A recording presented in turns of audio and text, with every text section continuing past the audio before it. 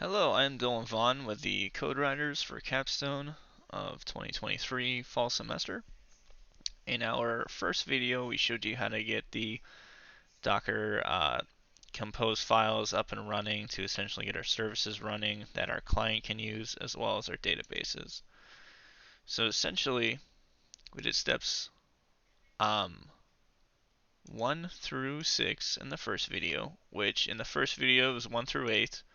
We changed up our instructions just a little bit. But not to worry, we've completed steps 1 through 6, and we have our services as well as our database is currently running. We have our images, we have our volumes, so we're good to go on that end. So we're going to continue on with building our client out and creating our clerk ID. So, first step. So I've already created a clerk application. However, I'm going to start from fresh just to give a good glimpse at what you'll be facing when you create your first clerk ID. So essentially you create your account.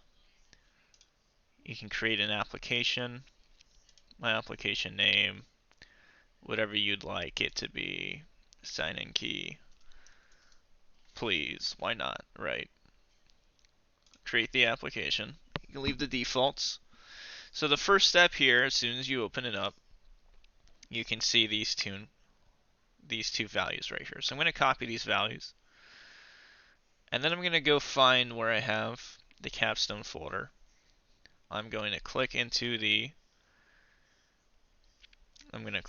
book tracer client, go to the environment variable, the environment local. That's going to be my top result. It may be different on your end. Essentially, I'm just going to open this notepad. Everyone should have notepad, right? I'm going to paste in those options that I just saw. I'm going to save that. You can see I've done this a couple times. I'm going to close this. So now I no longer need that. Now, the next step in the process, so essentially just to correlate back to our instructions here, navigate to your clerk account, create an application. Alright. And we are going to go to the JWT template section and add a new blank template called default. It's important that it's called default. So JWT template, blank, it's called default. We don't want it to have quotes, we just want it to be called default. Okay, so now we're going to get a custom signing key selected, and we want the HS256 per the instructions. So enable custom signing key, I just did that.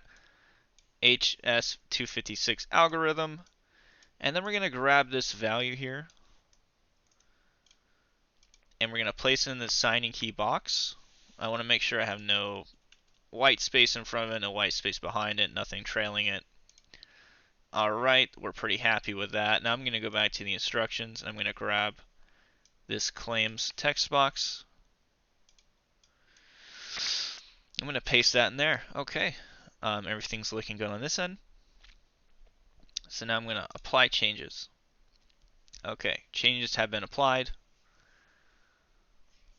Alright, we are done with that at the moment. Now, we're going to CD into our book tracer client.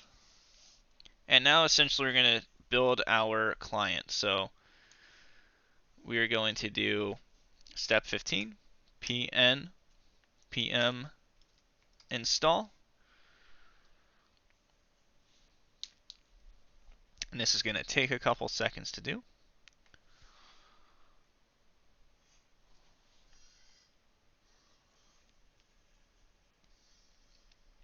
Okay. pn pm build.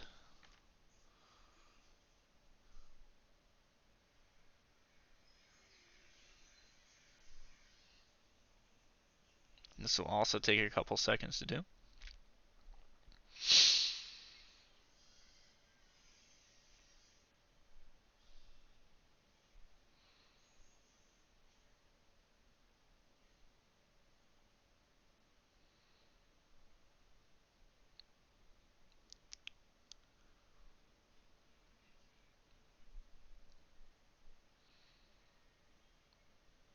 Okay. Getting close to being done with that.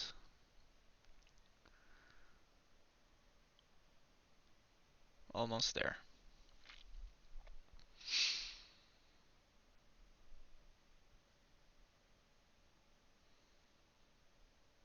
Alright, there we go. Now, next step is pn pm start. And before I hit start on that guy, I just want to go back to my browser, look at localhost 3000. Yeah, there's nothing there. No availability. Okay, so now I'm going to do pnpm start. Alright, my terminal says that she is running. And when I come back over here, alright, continue with Google. Easiest, signing in with my school account. And here we are at the application front end. Alright, I have notebooks, of course. We have a whole demo on this guy, just to show you everything works. Tracer, it's random, tracers, add to library. Perfect, everything's behaving as it should. And that is the demo for install. Thank you so much.